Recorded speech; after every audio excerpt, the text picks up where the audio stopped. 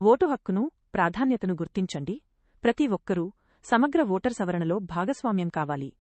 ప్రజాస్వామ్యంలో ఓటు హక్కు ప్రధాన ఆయుధం.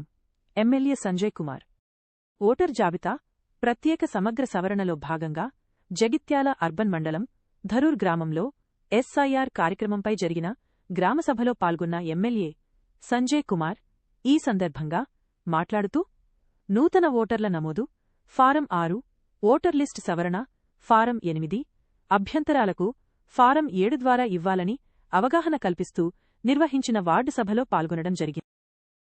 ఓసారి బతుకున్నోని కూడా చచ్చిపోయినట్టు ఓసారి పడితే పడే అవకాశం ఉంది. చెప్పరాదు, మనం ఎన్నో ఇంటుంటాం.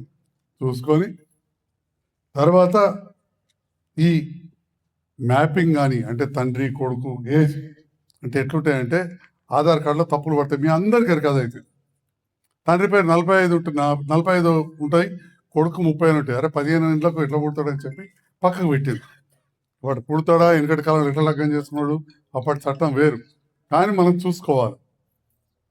దయచేసి ఈరోజు ధరూర్ గ్రామ సభ ద్వారా జగిత్యాల నియోజకవర్గ ఓటు హక్కు కలిగిన యువత నుంచి పెడితే వృద్ధుల వరకు, వృద్ధులైతే వాళ్ళ కుటుంబ సభ్యులకు తెలియజేసిందంటే తప్పకుండా మీ బూత్ లెవెల్ ఆఫీసర్ అంటే ఎక్కువ మటుకు అంగన్వాడీ టీచర్లు వాడికి పోయి మీ ఓటు నమోదైందా లేదా, లేకపోతే ఎందుకు కాలేదు చూసుకొని మరి ఎట్లా చేస్తే అవుతుంది, అది వీలైనంత త్వరగా చేయించుకోవాలి.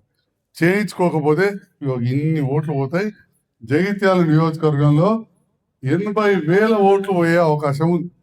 80,000 మంది జగిత్యాల నియోజకవర్గంలో బూత్ లెవెల్ ఆఫీసర్ BLO దగ్గరికి పోయి ఓటు సవరించుకోవాల్సిందిగా నేను విజ్ఞప్తి చేస్తా ఉన్నా.